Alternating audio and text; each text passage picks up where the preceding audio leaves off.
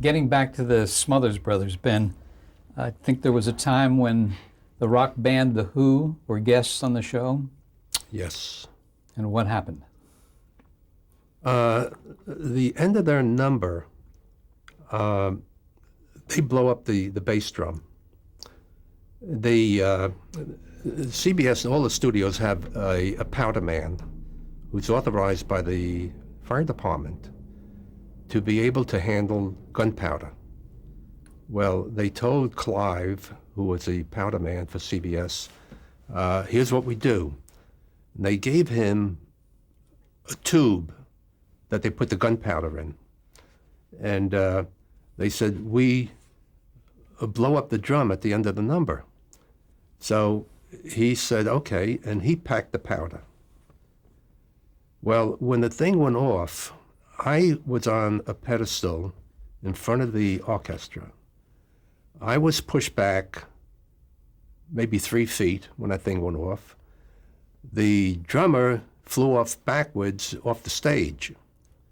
Clive said they packed their own gunpowder after I packed it. So they had their own powder that they put on top of what the powder man did for CBS. That thing blew, the drum was burning. And did anyone get hurt? No, but I had no idea that was going to happen, because I wouldn't have been working that close. I would have been on another part of the Zoom, a little further back. But I don't know what I did at the time. I may have done a truck shot or something like that. When you're on doing a truck shot or a dolly, you're using a shorter part of the lens, of the zoom lens, so it's smoother than doing a dolly on a long lens. Well, anyway, that really got to everybody. And the fire department heard about it and wanted to know what was going on. That's all. Do you think it was an accident, or do you think No, it's something that they do on their tours. Oh. I can't believe them blowing up a drum every night, if they have a gig every night. That was kind of an unusual happening for the Smothers show, except that they did have explosions of another kind, didn't they? Right. Yes. And you had to get used to that. Uh-huh. Still talking about CBS, I want to mention to you the name of a person that I was trying to think of, and that is Charles Kappelman. Did you work with him closely? I have to tell you, I saw Charles twice last week. Oh, you did? Yeah. Cappy's very friendly. Cappy came to work, I think, in '53. The first show he did, stage managed Meet Millie. That's why I met him. And Cappy, has been there the whole time, since that time. Saw his rise all the way up to where he is today. Very nice man. He's in a managerial position, isn't he? He's a senior VP. So I happened to be in the building one day. Cappy gave me permission to do some video transfers. I belong to an organization that did interviews, and it's on High 8 videotape.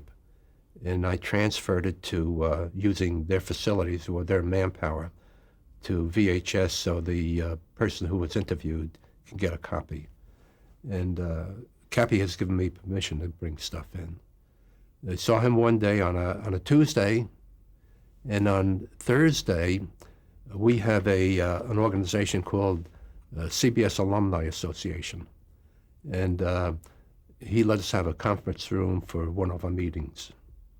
So he's been very, very good to all us old-timers. And he's still active, right? Yeah. Mm-hmm. And we will be there sometime in March or April for a picnic. Generally, we brown bag it. Occasionally, he caters it. So there would be possibly 150 people that show up. And we generally have some videotapes to watch and some speeches. And Cappy is always there. He was very cooperative, I know. Very much so. Yeah. During your time at CBS, you worked on game shows as well. You worked on everything, including sports shows that you mentioned. I want to get to that in a minute.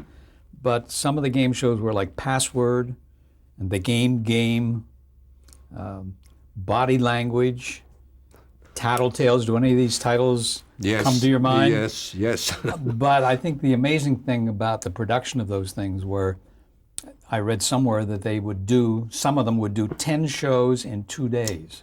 Now, how is that possible? We did 5 shows a day, and all they did was change their clothes. The talent changes his clothes and comes out and does another show. And it's an 8-hour call. It's not an overtime call at all. And all the game shows, with the exception of Price is Right, works that way. Price, with all their giveaways, it takes a lot of time to rehearse, which you never did on a game show. Other game shows, I should say. Price has all this giveaway that are very, very large, from cars to furniture of all kinds.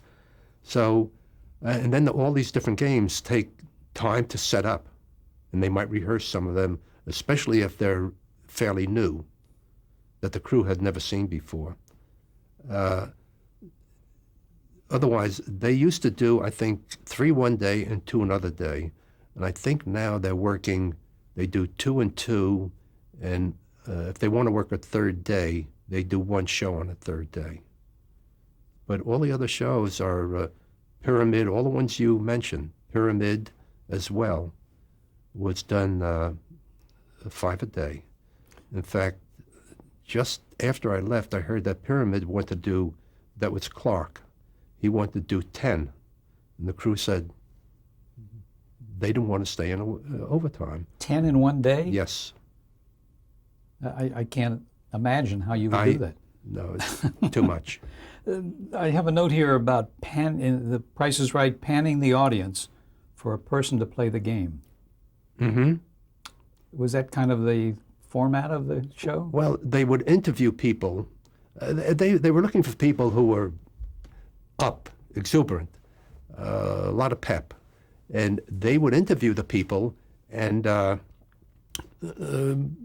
pick out the number of people they need for the game. And those people didn't know they were being selected. And you had a wide shot of the audience, and someone's panning, and I'm it. You know, they'd get up and run down the aisle. The second camera would pick them up, maybe leaving the seat, more in a head-to-toe shot, and bring them down to the beginning to the front of the stage. So it was very spontaneous. Yes. Mm-hmm. Let's jump now to the work you did in the 70s and 80s. Again, at CBS, you worked on quite a few shows. The Carol Burnett show, and we mentioned her before in that special, Once Upon a Mattress, but her show was on the air from 1967 to 1978, and you were with it. Did you do it full time? No, I did not do it full time. But I most likely did a third of the shows. Uh-huh. You recall the conversations that she did with the audience? Yes. How she did that? Had you ever been filled in on how that originated, where that came from? I have no idea. Yeah. No. But she had a rapport with the audience, didn't she? Very much so. Yeah. And you mentioned the rapport of the whole crew, Harvey Korman and Vicki Lawrence and everyone else. So it was a happy company, wasn't it? Very much so. Mm-hmm. Any memories of any particular incidents there while you were the cameraman on that show? Anything happen? Any mishaps? No? Everything was smooth. A very smooth operating show, and I contribute that to Dave Powers, the director, Mm-hmm. and to Joe, her husband. They were on top of it. And He always wore red socks, didn't he? yes, he did. But they had the attitude, you got the audience in your palm, keep it there. And by keeping the show rolling, that's what it's all about. Don't let it get cold. And I think the Merv Griffin show you worked on, Yes. it was a nighttime show. What was the format of that? That was a talk show. It was a talk show. Yes. Oh, okay. Yeah, and he was a very gracious person too, and still is, of course. How about Lawrence Welk? That was a fun show. It just happened to be that I worked with the director who was a cameraman at the time at Channel 13. I had no idea that Jim Hobson was doing the show, but he was doing it for years. And then when they left ABC, I guess we did it for a year or two. When they went into syndication. Yes. So it was a fun show. I have to tell you, the only thing that guys complain about when it came to Christmas, Lawrence gave them one of his books or something like that. Autograph. Yeah. Yes. What about the Sonny and Cher Comedy Hour at CBS? Any memories of that? Yeah, it was a fun show, but Were they fighting? yes, I won't use the language, but Okay. but Cher always had something to say about Sonny. Whereas that he would. The thing is, she had many costumes changes and hairdos, and he would wind up going in the booth talking to the director and producer, and he always disappeared. And she was ready to go, and after being redressed and someone doing her hair, and she, where is that? But that was the only thing. Other fighting was not not shown. They did it quietly, I say. And they were likable as a team, weren't they? Oh yeah, yeah. I think She was very friendly, And I think the television audience liked them as well. very much so. Yeah. You did Dinah Shore, too. Just occasionally. Uh-huh. Sweet lady. What was she like on the set? She was Friendly, warm? to give you an idea, we used a little crane on the show, and she knew everybody. Very friendly. Call you by name? Yes, by name, not other names. Yes. But the guy in the back of the dolly always did crossword puzzles. So one day, Dinah said, "Al, what are you doing?" And he says, "I'm doing my crossword puzzle." She said, "What's 4 across?" And he looks at it, he says, "No, that's wrong." She says, "Fired." But she's a cute. very, very lovely lady. Mm-hmm. Very warm, charmer. Mm-hmm. And it came across, too, on TV. Oh, yeah. Yeah. But that was her. Yeah. And she had that southern accent, too, which made it even more mellifluous. One Day at a Time, a sitcom. Do you remember working on that? Bonnie Franklin. Yes. And Valerie Bertinelli. Yeah. Captain and Tennille. Oh, yeah. How about your cutting to music? Did the director, who was, I'm sure, versed in music, count out the bars of music and want to cut on a particular bar? And if the director wasn't musically inclined, he had someone there counting bars for him. And he would try to cut on bars. And Bill Hoban was musically, so he had no problem. But there were others, and I don't know what shows they were because they did a lot of musical things. And there would be a director, rather a musical man behind him. And he would be counting bars. And the director would cut on bars. So what cue would you get? Would you get I'd get a cue from the AD, that the cut's coming up. Mm-hmm. But it worked fine. Would you, after rehearsal, know enough about the music to be able to anticipate Sometimes. what the shot was? Sometimes. Mm-hmm. Because during rehearsal, there's so much confusion. There's so many people on the headset that you can't listen to the music and the booth also. You really have to listen to the booth. But there are times you were able to pick up your own cue. Another show that I understand you worked on was the Mike Douglas Show, which was also a talk show, wasn't Yes. it? Yeah. And the John Davidson Show, another Same- talk yeah, show, they've- even though he was a singer. Yes. And John was very, very nice, very warm. Invited tremendous number of people out to his house, which is out near the motion picture home, Woodland. Mulholland, Woodland Turned Hills up- somewhere? Yeah, Woodland Hills area, for a big barbecue once. But he was very gracious, very, very nice. What was the best Christmas gift you ever got from a show? Do you remember? You were talking about Lawrence Welk and his books. I have to tell you, Meet Millie went off the air.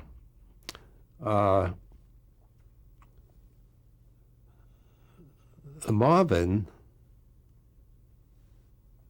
I guess for 3 years after the show was off the air, when you left the building at night, you got a page or something, there's a gift for you at the artist entrance. Marvin Kaplan always brought everybody a gift. How nice. Yeah, it's unbelievable. Yeah.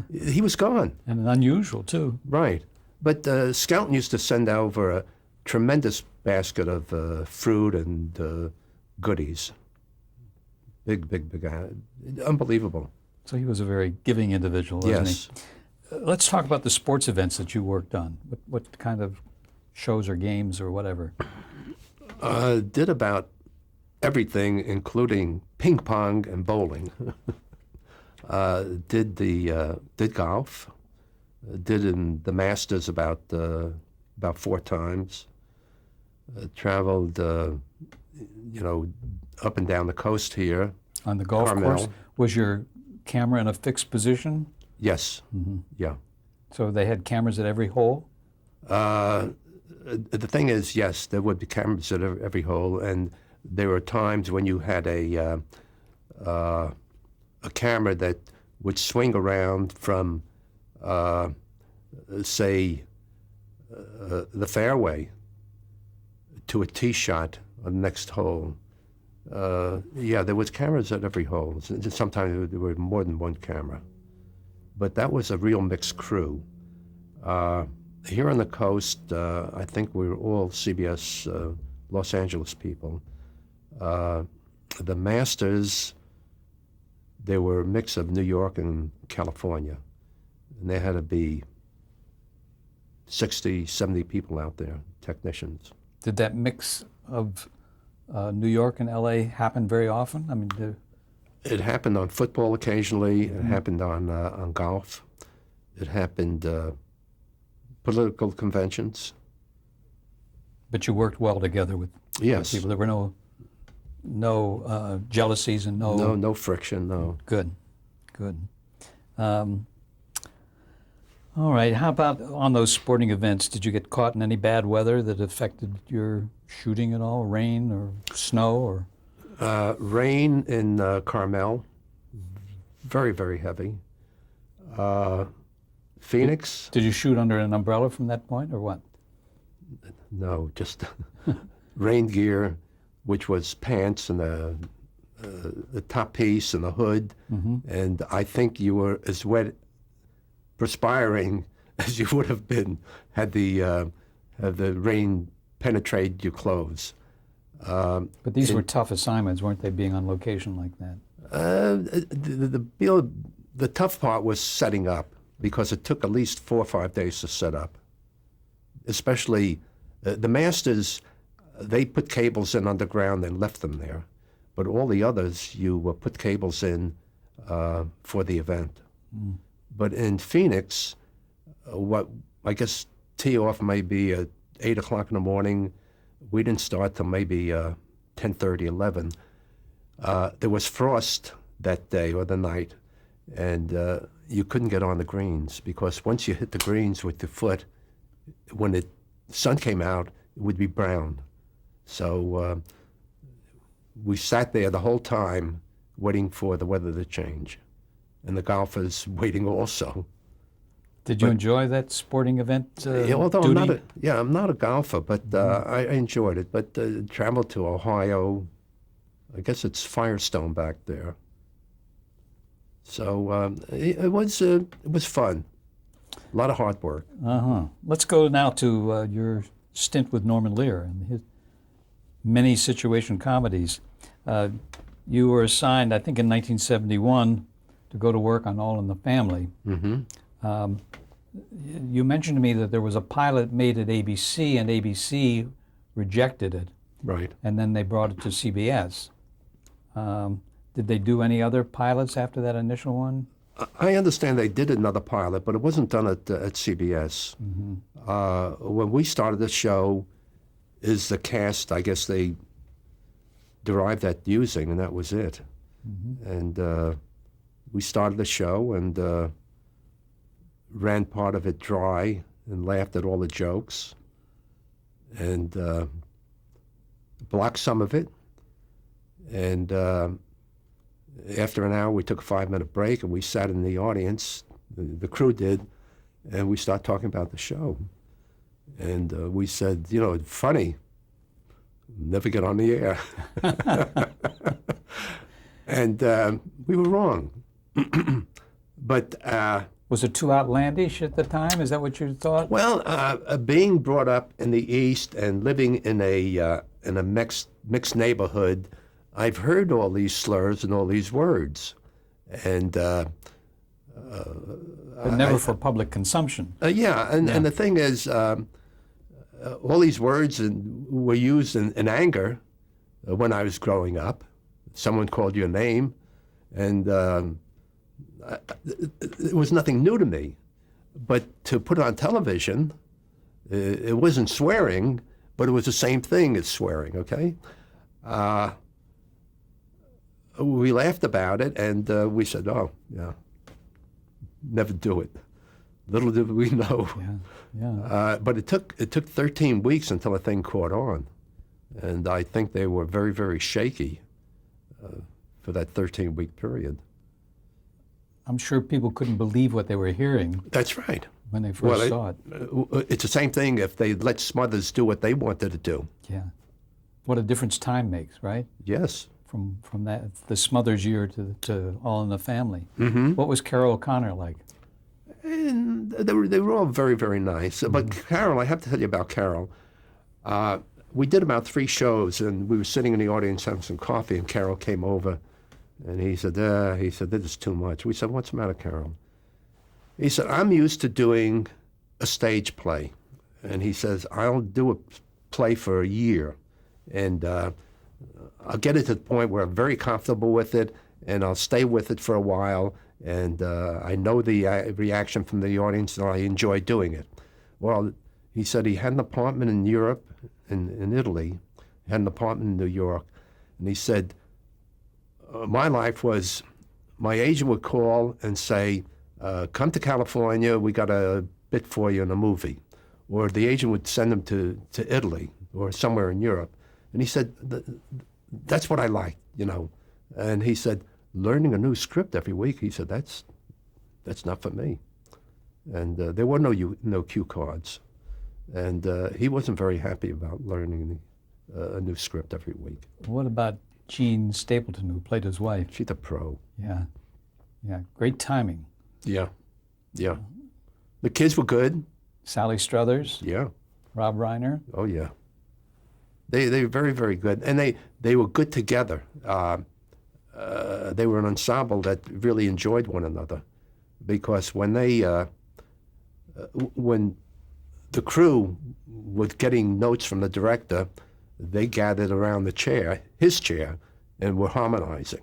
So they had a good rapport with one another. They really got along very well. And the show reflected that too, didn't it? Mm-hmm. Yeah. Although it also reflected the hate between Carol and Rob. Yeah. But no, they did very, very well. Make believe hate. Yeah. Yeah. But you know, the public doesn't always get that. Now, was that show done on film? Was No, it one? Was was it tape. three camera tape? 3-camera tape. Yeah. Occasionally a 4th camera, but not very often. Were you on the show the whole time it was on Yes. the air? Mhm. Yeah. And any particular problems that you had technically that you had to handle on that show? No, the only thing is, there were times that Norm would come down and say, can you get he wanted 2 eyes. He wanted the expression. Well, I read somewhere that the style of the show was close-ups. That's right. Did he set that style? Or did the directors? Well, I don't know who set the style. All I know is we knew what they wanted after the first, second show. And the only thing that Norm, we ever heard, he says, I can't see the other eye. We were downstage too much. He wanted us to move up, but we had to explain to him there were times if we went up too far, we'd be caught by the other camera shooting cross shots. So because we're shooting this way. So he wanted to show two eyes. He wanted to see two eyes, yeah. And we had accommodated him, I'd say 95% of the time. Yeah. On a zoom lens? Yeah. We two people talking like this. So the camera over my shoulder would be getting you. The other one, but if if the person happens to look upstage a little more, it means pushing that camera up further and the possibility of my shooting him next to the person that I'm supposed to get a shot of. So Norman Lear was on the set all the time? No, he wasn't on the set the whole time, but he was the warm-up man for the longest time. But he would come down occasionally, and but he would be on the phone, watching up in his office, and phoning the director if there was something he didn't like. Was it a well-blended company? I mean, the Lear organization? I mean, and what about the set? As I recall, was it the living room of their house? Living room, the kitchen. The kitchen, and the front door, I think they had. Yes, the porch. Uh-huh. Any difficulty covering that stuff? No, not at all. Are there any episodes of All in the Family that you recall more than others? Because they talked about abortion, they talked about so many verboten subjects up to that time. Well, the thing, the one I remember, the few I remember, is one where Jane announces that she might have breast cancer. Just her expressions. Unbelievable. And not wanting Sally to know what's going on. But she confides in a neighbor next door, Betty, can't think of her name. The character, you mean? Yes. Was it Rue McClanahan? No, it wasn't Rue. Oh, no. But that I remember that. There was another one about, of course, Sammy Davis Jr. Kissing Carol on the cheek at the end of the show. Carol's expression of that. That neighbor next door, I've just gotten a note, was Betty Garrett. Betty Garrett. Yes. Yes. Yeah. Well, so that was a very good experience for you on that Yeah. show. But they took subjects of, who would argue about that? Yeah. But there was one about a cousin who passes away. He came to visit, and he passes away upstairs in the bedroom. And briefly, I'll tell you what it is. They're eating breakfast, and Gene says, cousin so-and-so hasn't come down yet. You want to call him? So Carol goes to the foot of the steps and yells upstairs and goes back to eating. He still doesn't come down, so he runs upstairs, and he comes down. He says, cousin John is dead. What are we going to do? So he calls relatives in New York or in Jersey and in Chicago. Neither of them wanted anything to do with it. You take care of it. He's at your house. Anyway, he called the undertaker. He goes through a whole routine of a casket. And the end of the thing is, don't you have anything used? Because all of the others were too expensive. We're going to stop there for a moment Okay. to change tapes.